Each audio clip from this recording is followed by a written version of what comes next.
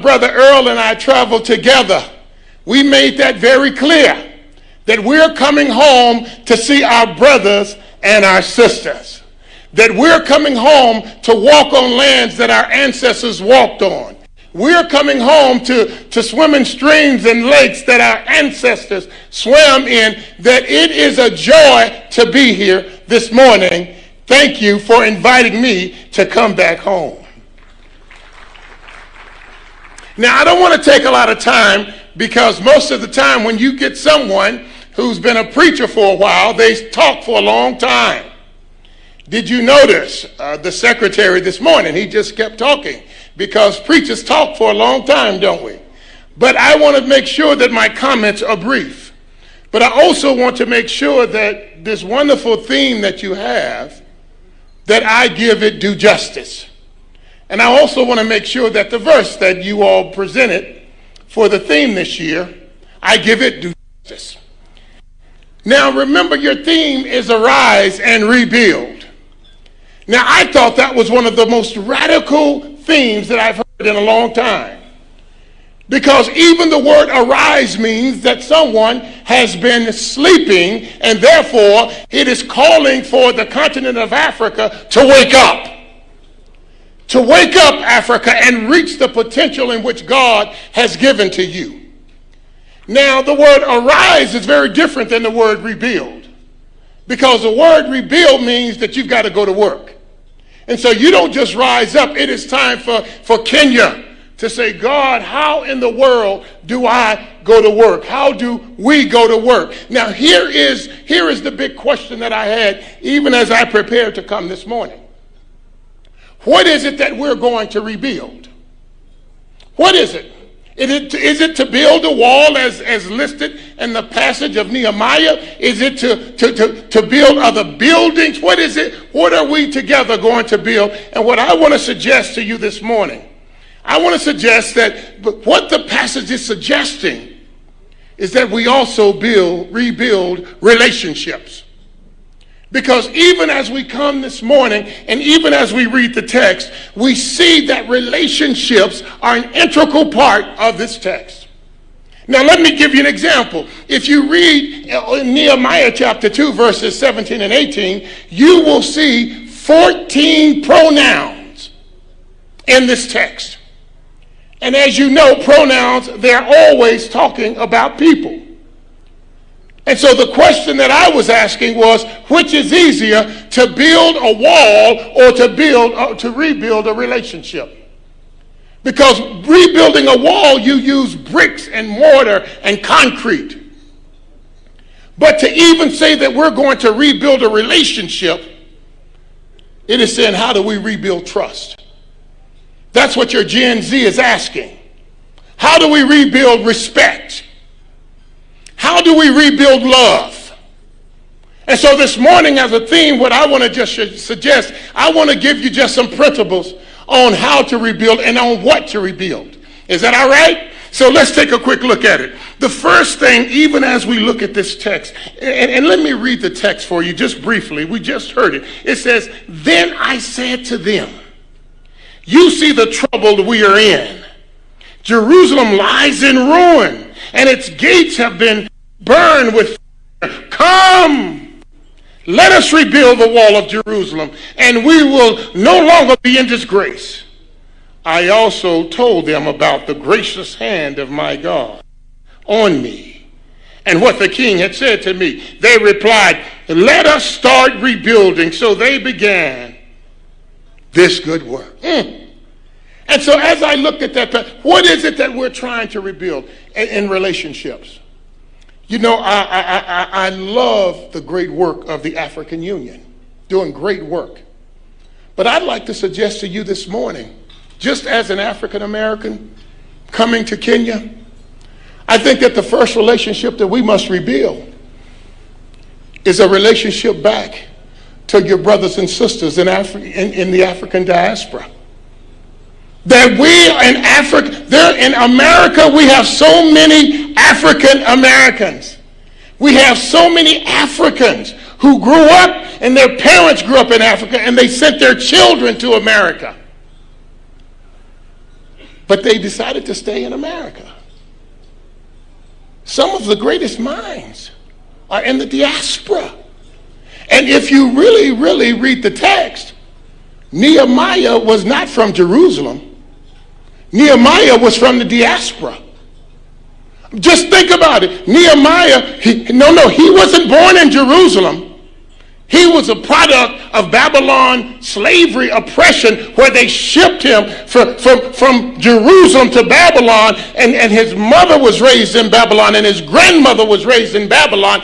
He had been shipped into slavery, and he had been in slavery for years, and all of a sudden he decided, after being in a far country, that it was time to come home.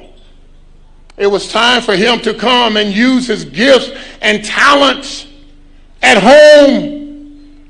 And I remember last week I had the wonderful privilege of meeting with the ambassador of Kenya in the United States. And as we stood there, he asked me, he challenged me, he said, how in the world, Ricky, do I get in with the Congressional Black Caucus so that I can use the influence that they have back at home? And even then we started processing.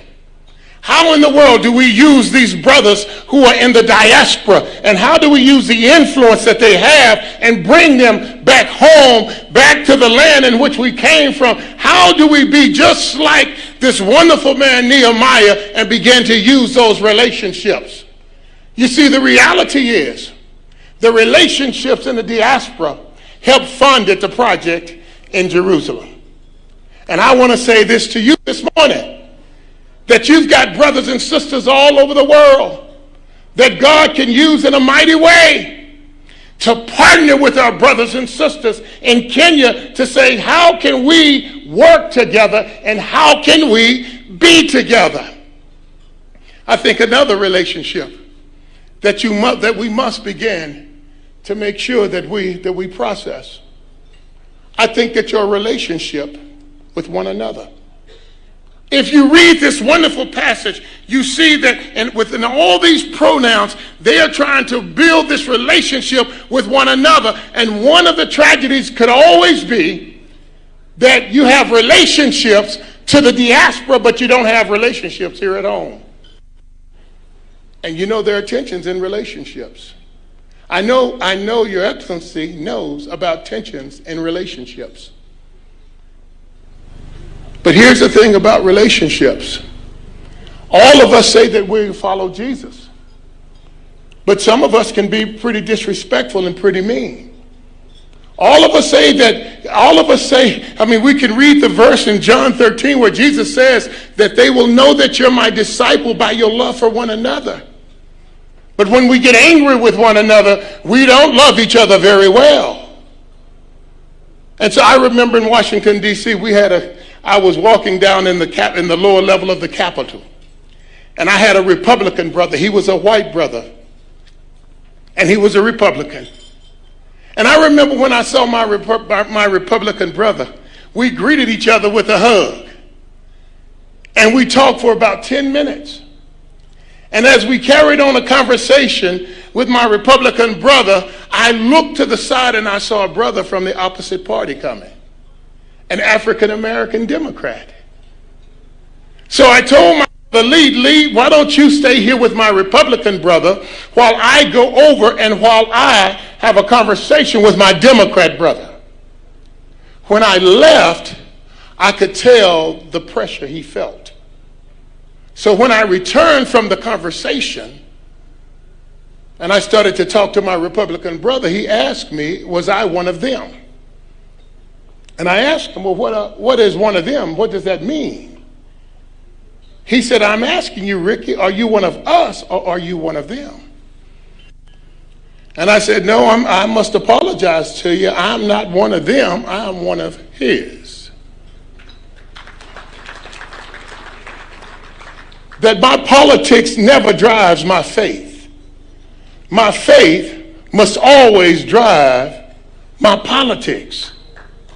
That I don't come here to find enemies, because Jesus teaches us this wonderful principle. And here's the principle that I taught him. I said, you know, just think about this brother that you called him. This brother is a pastor.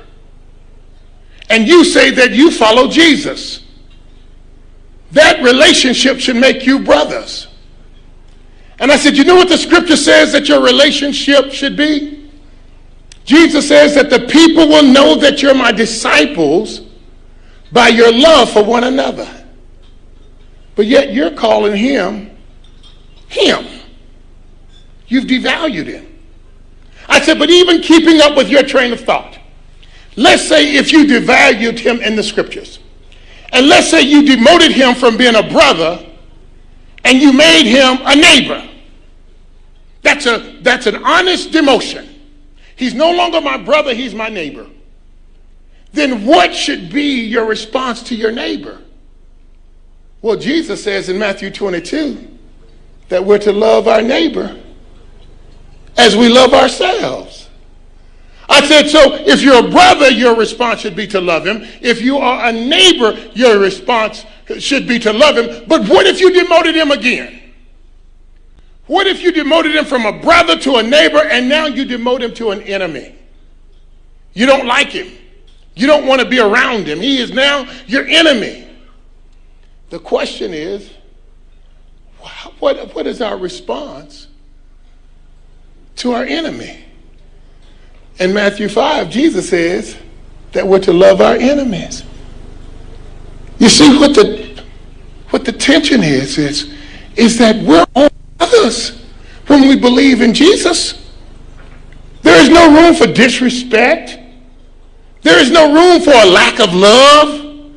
There is no room for trust that doesn't exist when we follow Jesus. And so my brother, he looked at me and said, so what are you saying? I'm saying to you, brother, and this is what I said to him, you must be intentional about building relationship with your brother. What if all of our political leaders were intentional about building relationships on the other side?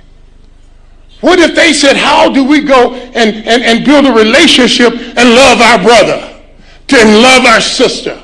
What if we were intentional about it? Can you imagine what's going to happen here? And so as much as we want to rebuild, if we can't build relationship, it's just not going to work. I don't care how many building projects we do, if we don't rebuild relationship, if we don't rebuild trust and love and respect, and I've only seen that happen in our political circles in the United States one time, and it was back in 1992, when President Bill Clinton, a Democrat, met with the Speaker, a Republican, and they came to the conclusion that we will not speak negatively of one another in public. We will not turn our backs on one another, but we will commit to love one another. They built a relationship. And the last time in 1992 in U.S. history, we balanced the budget with the two of them.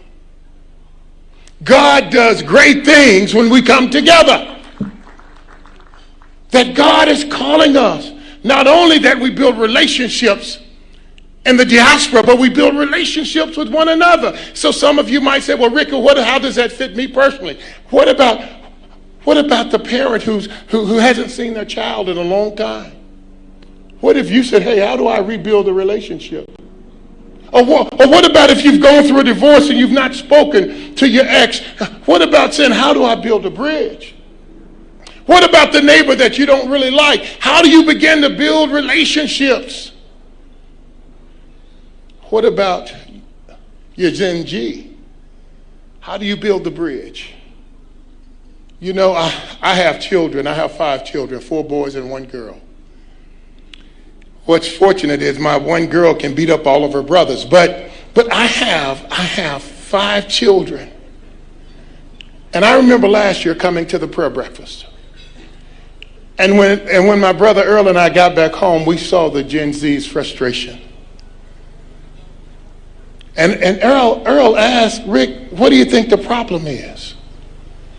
What Gen Z is dying, and I'm talking because I have Gen Zs. They're dying to be loved. They're dying for a seat at the table. They're dying to be respected.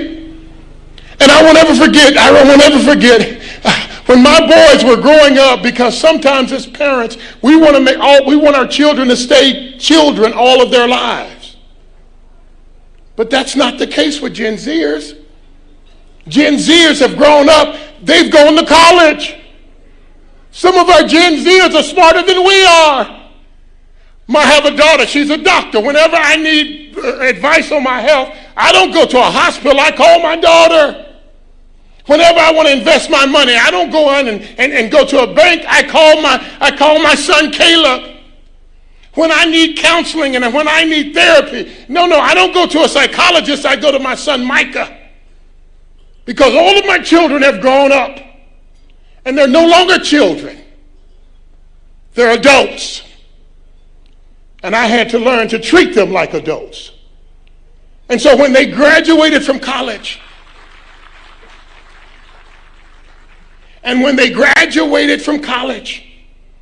I took each of them out to dinner and I gave them a kiss. And I said, you are now an adult.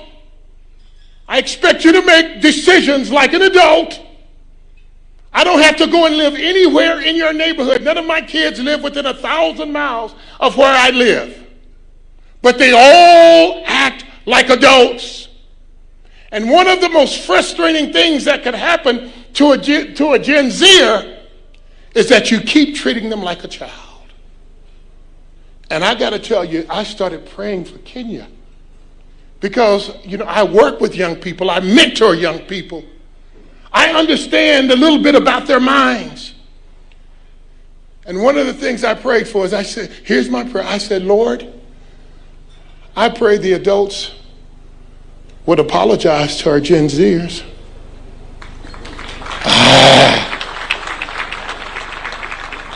I pray, see, it's like African Americans. We live in America, but a lot of times we don't feel respected. And people ask, why is there always a race issue in America? Yeah, I can tell you why. Because no one's ever apologized. No one's ever said, I'm sorry for the horrific pain that you experienced. They've never done it in our history in this country. And I just want to suggest to you, when we're talking about relationships and we're talking about really rebuilding relationships, wouldn't it be beautiful if leaders would stand up and say to our Gen Zs, we had you arrested. And we know that had to be traumatizing. And we're sorry.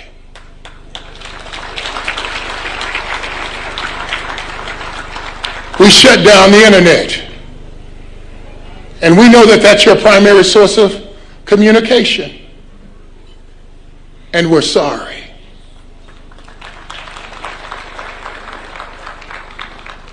Now we want to bring you to the table so that you can have a voice. Because you're no longer a child. You're an adult.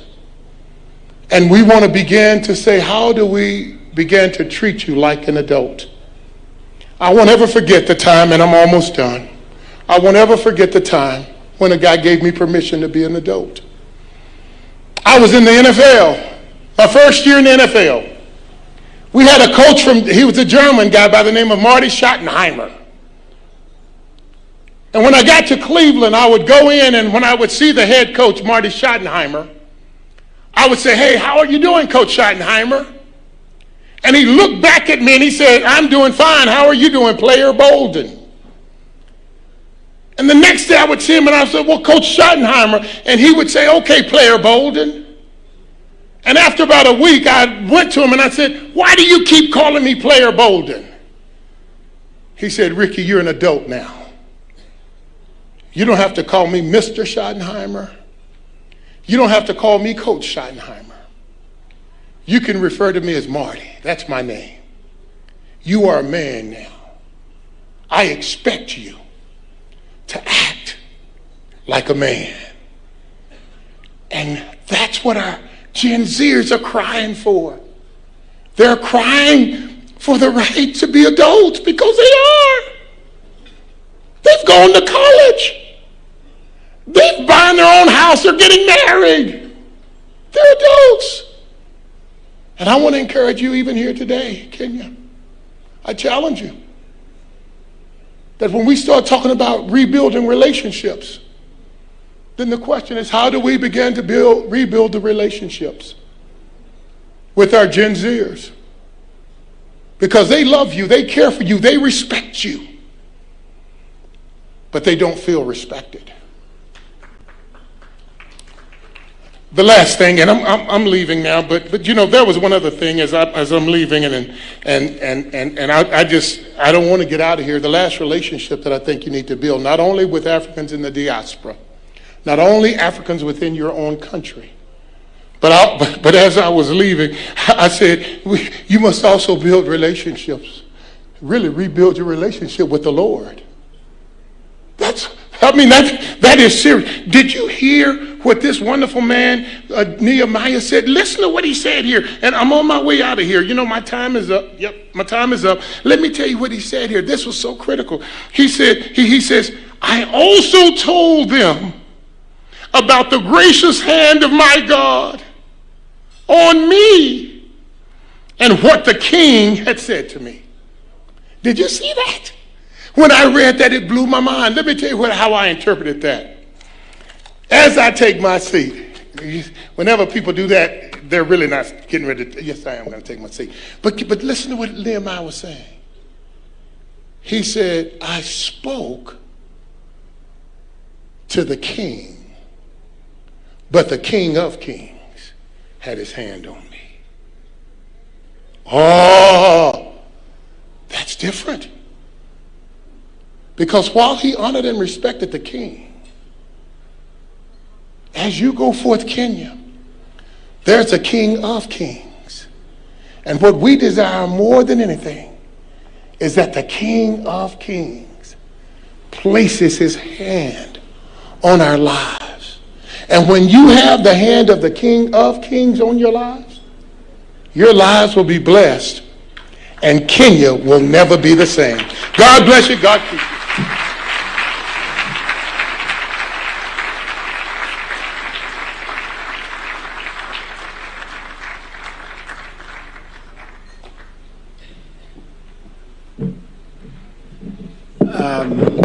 You know, you listen to Dr. Ricky Bolden and you just want him to continue. I think the round of applause you gave him is not sufficient.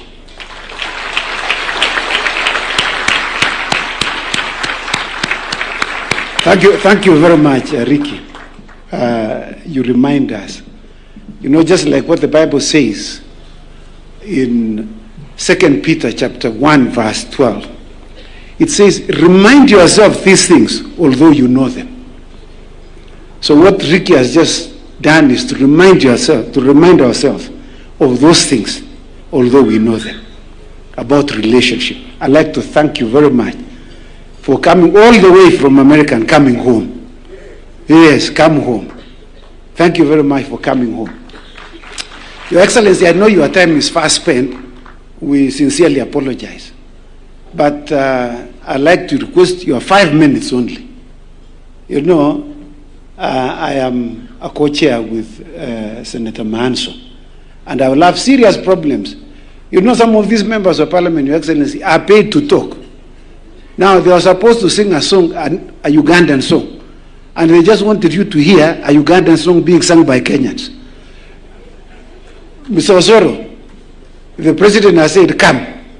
Please make your way here. You are eating into his time.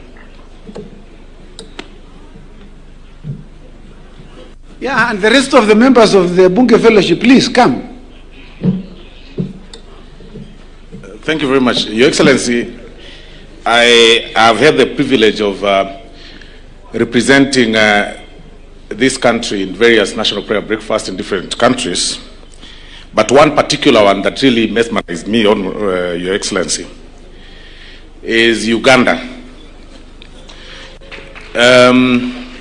Although it's called the National Prayer Breakfast, sometimes we start at 1. So recently I asked the Honorable David Bahati, who is the chairman and the Minister for Trade, why we are starting so late. He told me, even if it's at 1, handle this particular lunch as breakfast, we'll still start.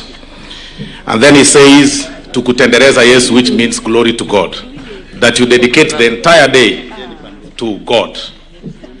It is my humble pleasure, Your Excellency, to invite the members of Parliament from Uganda, the Ugandan delegation, led by the Honorable David Bahati, to join us in singing this particular song. I see the Honorable Alfred Enda Kazi. Here Enda Kazi ni kuenda kazi, is not somebody's name. Karibuni.